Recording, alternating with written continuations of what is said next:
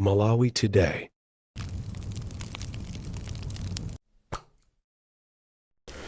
Kukulandirani kwina kulikonse kumene muli pa Malawi lero tikupasirani nkhani zowerengedwa mchichewa pa Times. Madzulo abwino ndi nthawi ya nkhani mwa tsatanetsatane ndipo muli ndine Matilda Majawa koma poyamba nayi mitu yake. Ofesi yomva madandaulo a anthu yauza unduna wa zachilungamo kuti uchotse a Hilary Chilomba ndi a Oscar Taulo pa mndandanda wa anthu omwe akufunika kulembedwa ntchito ngati mkulu wa bungwe la ACB. Kukwera kwa mtengo wa chimanga kwapangitsa kuti ndalama zomwe zikufunika kuti boma ligule chimanga chokathandizira anthu omwe akuvutika ndi njala zikwere ndi 35 billion kwacha. Ndipo mulipoti lathu lapadera Feston Malekezo akubweretsa poyera mavuto omwe alipo pa maphunziro a sayansi kamba kosowa zipangizo. Tili ndizi komanso zina zambiri tiyeni tikhalire limodzi. Mu nkhani yathu yoyamba ofesi yomva madandaulo a anthu yauza unduna wa zachilungamo kuti uchotse a Hilary Chilomba ndi a Oscar Taulo pa mndandanda wa anthu omwe akufunika kulembedwa ntchito ngati mkulu wa bungwe lothana ndi ziphuphu la ACB. Mkulu wa ofesi ya Grace Malela wanena izi lachisanu pamene amapereka zotsatira za kafukufuku amene anachita kutsatira dandaulo loti awiriwa adayitanidwa kuti akachitidwe mayeso olowera ntchitoyi pamene adalibe zowayenereza zonse. Amalela akufotokoza kwa mtolankhani wathu Pemphero Malimba.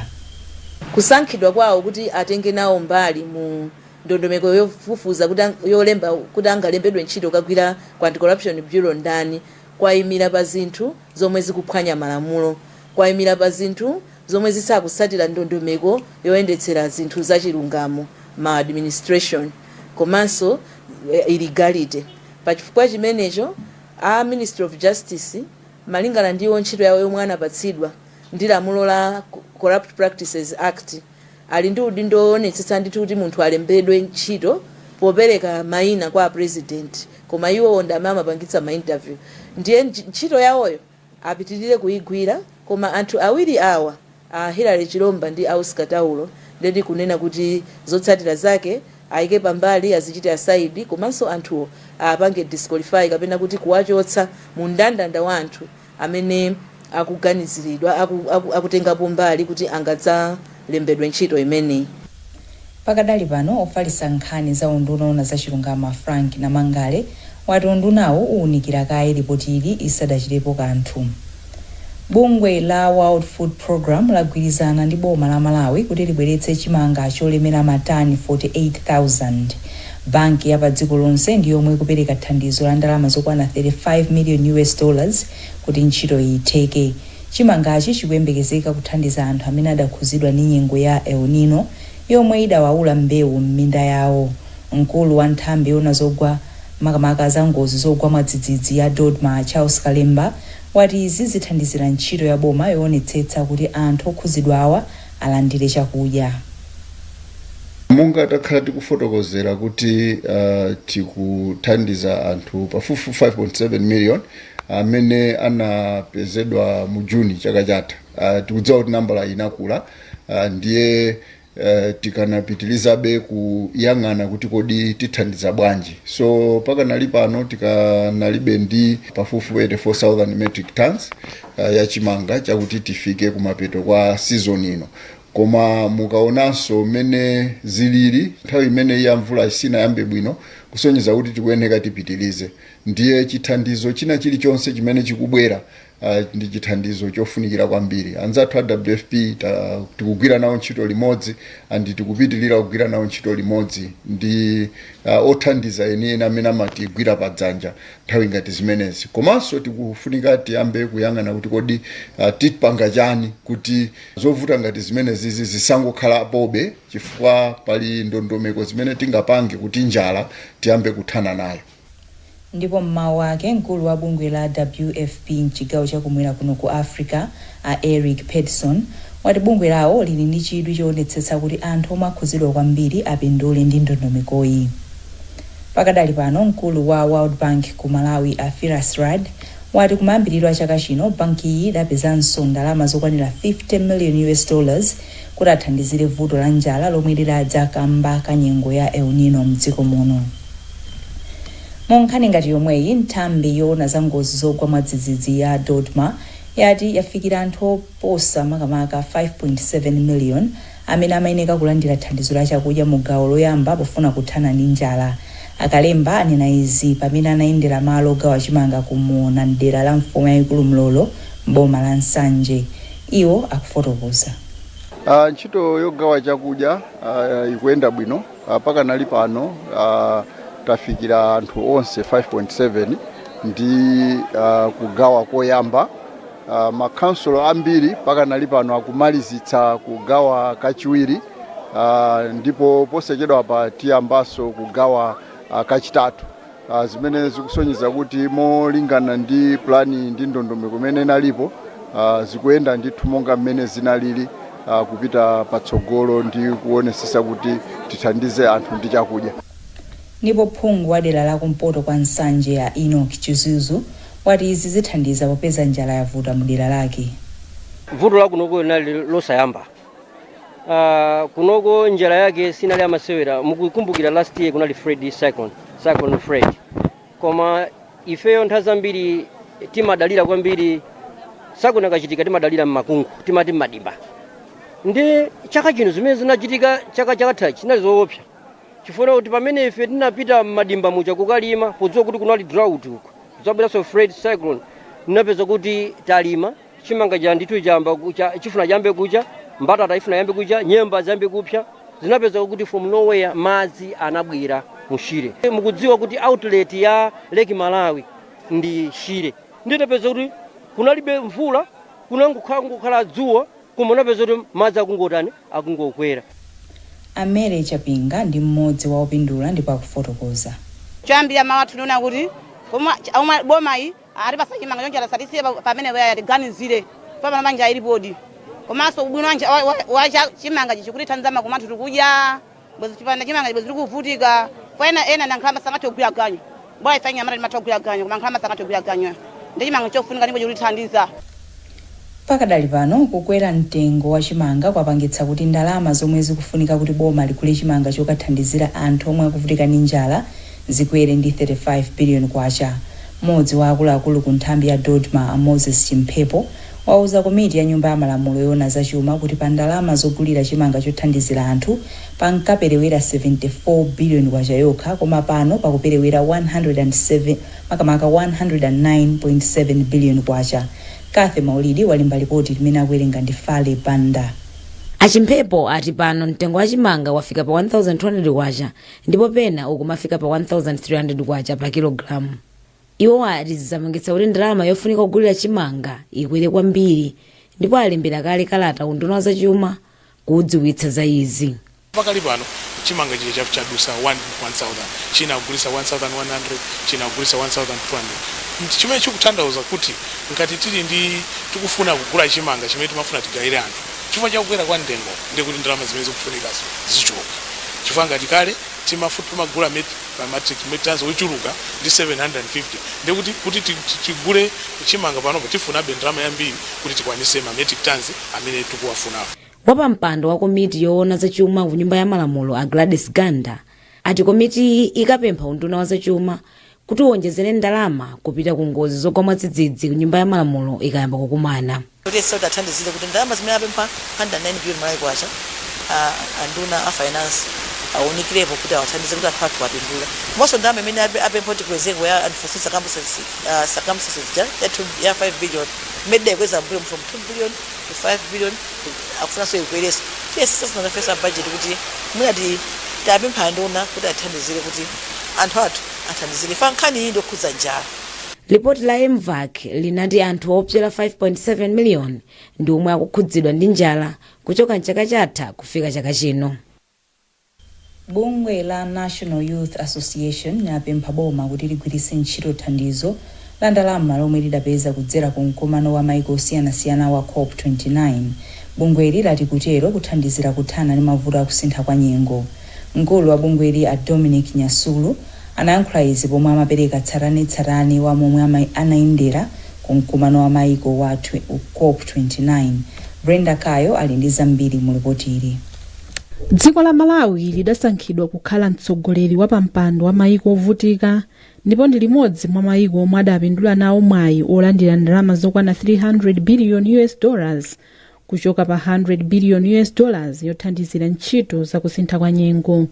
Anyasulu anati ndalamazi zigwire ntchito yake yoyenera pothandizira kuthana ndi kusintha kwa nyengo m'dziko muno kuti zizathe kupindulira mibado ikubwerayi. China chilichonse chimene tingapange chimachokera ku misonkhano imeneyo ngati ma decisions ndeno zimathandiza kuti tikamapanga zinthu zija chifukwa chakuti adindo apanga zisankho ndi mmene tiyendere ngati dziko pothana ndi mavuto amene akubwera kamba ka kusintha kwa nyengo. Mmodzi mwa akuluakulu ku nduna owona zachilengedwe Ayamikani Idris anayamikira kamba kuti mayiko ochita bwino anavomereza pempho la mayiko ovutika kuti akweze ndalama zomwe amapereka ku mayikowa kuti zithandizire ntchito yolimbana ndi kusintha kwa nyengo, komabe iwo anati ndalamazi sizokwanira kuti zingathe kuthandizira ntchito yomwe ikufunika kugwiridwa. Ife tinapita ndi chiyembekezo ndithu mayiko ovutika tonse kapena mayiko amene tikutunga kumene timafuna ndalama ija itakwana 1.3 trillion kuti mayiko aja olemera azitipatsa chaka china chilichonse. Komano muzokambirana zapezeka kuti cholinga chimene chikamena ndalama zimene tagwirizana ndi 300 billion US dollars per year. Ndiye kuti chaka china chilichonse mayiko olemera azisonkhanitsa 300 billion ndi kumapereka ku mayiko amene tikufunika chithandizo kuti tipange address mavuto a climate change. Umene utu ndi udindo wawo, sikuti timakapempha ndalama zimenezi. Iwo wali ndi udindo oti azipereka ndithu ndalama ku mayiko ifeyo amene tikuvutika ndi kusintha kwa nyengo, chifukwa pamene masintha nyengo iyi sifa amene tinapangitsa ndi mayiko ake amenewo. Dziko la Malawi lakhala likumana ndi mavuto okhudza za nyengo monga kusefukira kwa madzi, kusowa kwa mvula komanso zina zambiri kuyambira mchaka cha 2020. Mchaka chatha anthu okwana 5.7 miliyoni analibe chakudya chokwanira kamba ka mavutowa, ndipo boma lili nkati kupereka chakudya kwa anthuwa. Nduna ya zantchito Vitumbiko Mumba yapereka ndalama zokwana 2.5 miliyoni kwacha ku msika wa mataifa ku Mzuzu kuti zigwire ntchito yolumikiza magetsi pamalowa. Msikawo wakhala opanda magetsi kwa zaka zambiri ngakhale kuti ndi umodzi mwa misika yomwe ikubweretsa ndalama zambiri ku khonsolo ya Mzuzu. Kuchokera ku Mzuzu, Sam Kalimira ali ndi nkhani yonse.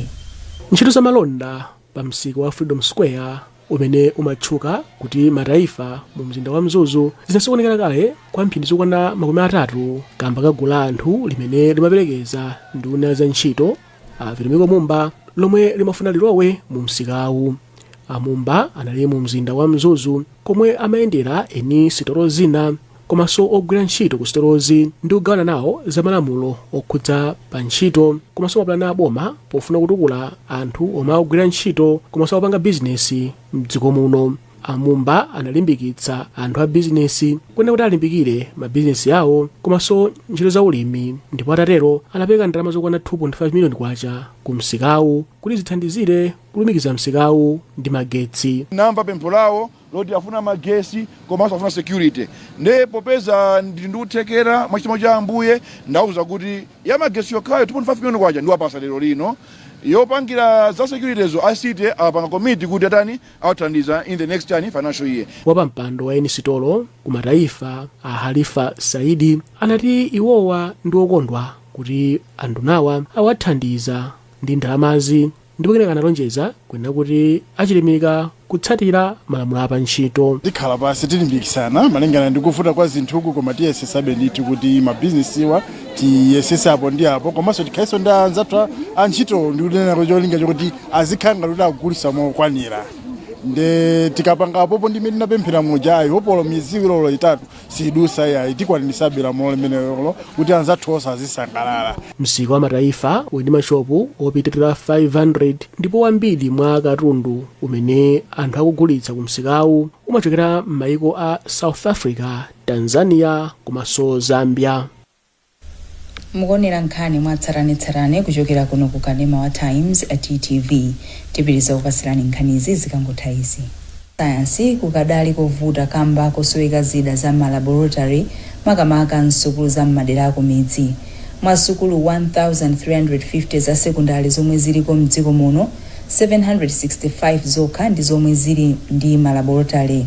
Mulipoti lathu lapadera, Feston Malekezo akubweretsa poyera njira ya luso ya teknoloji ya MyLab yomwe ikanatha kuchepesa vutoli koma sikugwiritsidwa ntchito kamba ka mavuto azachuma. Eric Nkandawire ndi mnyamata wa zaka 17 pa sukulu yoyendera ya sekondari ya Maula ku Nkatabe yemwe wati salemba nawo phunziro la chemistry pa mayeso ake a form 4. Iye wati chiganizo chake sikuti aphunzitsi kumuphunzitsa bwino koma pa sukulu pake palibe zipangizo zomwenereza kulemba nawo mayeso a phunziro la sayansi ili. Ineyo poyamba ndimafuna kuti nditenge zonse komano ndinaganiza kuti bola ndingosiya chemistry chifukwa cha zochepa kwa majani ma apparatus amenewa like lab tilibe library sort lib. Iyetu ali mklasi ya ana 37 momwe ana 9 okha amene alembe phunziro la physics ndipo 7 alemba phunziro la chemistry. Izitu zikutanthauza kuti chiwerengero chachikulu cha ophunzira mklasimu salemba nawo maphunziro a sayansiwa.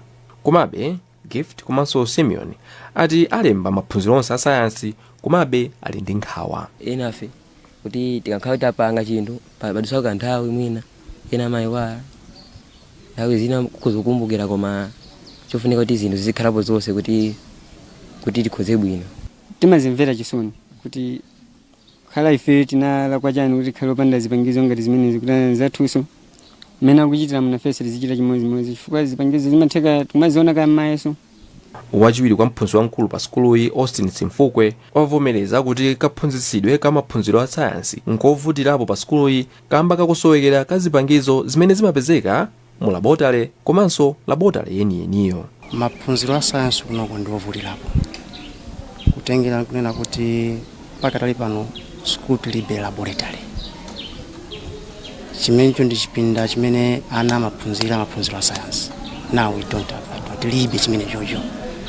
Sono kuti tipereke maphunziro pamwamba kwa ana athu I think imeneyo ndi vuto lalikulu kwambiri. Anaonesa kumene amasungira zipangizo zina zophunzirira phunziro la sayansi ukuti kuli fumbi la mgonagona ndipo kachipindaka ndikosweka ndi ming'alu ndipo chiswe chili paliponse. Komatu zimene zikuoneka uku nzosiyana kwambiri ndi sukulu ina ya boma ya Mzuzu government ukuti kuli pafupifupi chilichonse monga malabotale aphunziro la biology, physics, chemistry komanso computer. Fazila Manduwa ndi mmodzi wophunzira pa sukulupa ndipo wati kupezeka kwa zinthu ngati izi kumamthandizira kwambiri kuti azikhonza bwino. Macho zamene tinawo malabodi zamene tinawo amabasa kuti zimene taphunzira klasi zija tikatiso kuzipanga tukuzipanga ndi manja athu kuziona toka kuti izi zimene timaphunzira klasi zija zimene timayimba zija zili zimene tupanga apa so tikazipanga zija mutu mwathu muzimakhazikika. Ndipo mmodzi wa aphunzitsi aphunziro la science pa sukuluyi Mai Lilian Chisi ati ndosangalala kuti ophunzira ambiri akukonda maphunziro a sayansi ndipo ambiri akuchita bwino. Zinthu zatimangozikamba kungoyerekeza klasi moja komano akakhala kuti ali mlabu amakhala kuti akuchiona chinthu chija ndi mmene timachikambira klasi moja then amakhala ndi kumvesesa kwa bwinobwino. Ngakhale pali kusiyana kwakukulu pakati pa sukulu ya Maula komanso Mzuzu government ophunzira onsewa amalemba mayeso ofanana. Malinga ndi kafukufuku wa unduna za maphunziro mdziko la Malawi mwa masukulu okwana 1350 a sekondari sukulu zokwana 635 zokha ndi zimene muli malabotary. Komatu izi ndizosemphana ndi mfundo zimene dziko la Malawi linasayinira mfundo zachitukuko makamaka yachinayi imene imati maphunziro akuyenera kukhala ofanana kwa wina aliyense.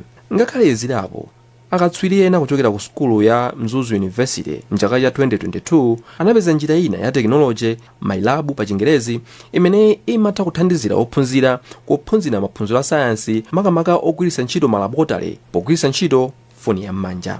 Astan Ndevu ndi mmodzi mwa amene anapanga njirayi. Ukayitsegula sukuti munthu umakhala kumangoyang'ana kuti zinthu zikuchitika bwanji ayi umapanga wekha mmene umapangira kulabu muja timayesezera chimozimozi kuti uzipanga zimene zijazo koma pa foni.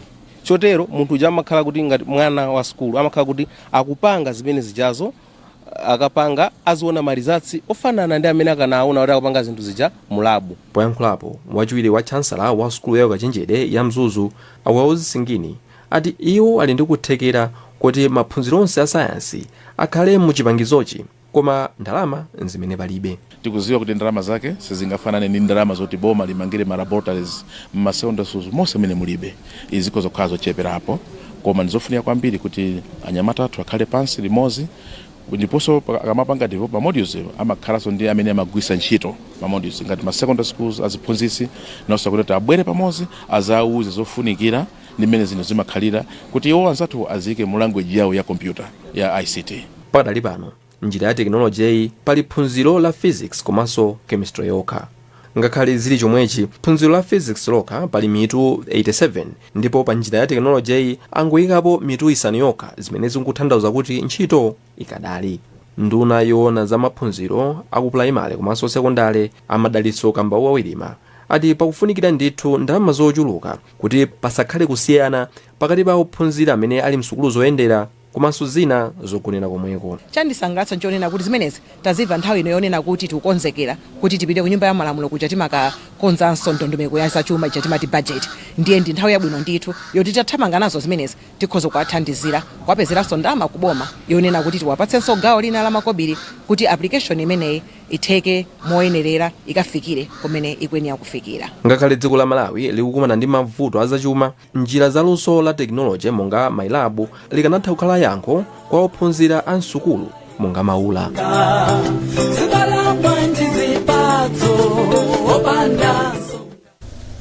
Nkhani zathu ndi zomwezi kumatisadasiyane nayinso mitu yake. Ofesi yomva madandaulo a anthu yauza unduna wa zachilungamo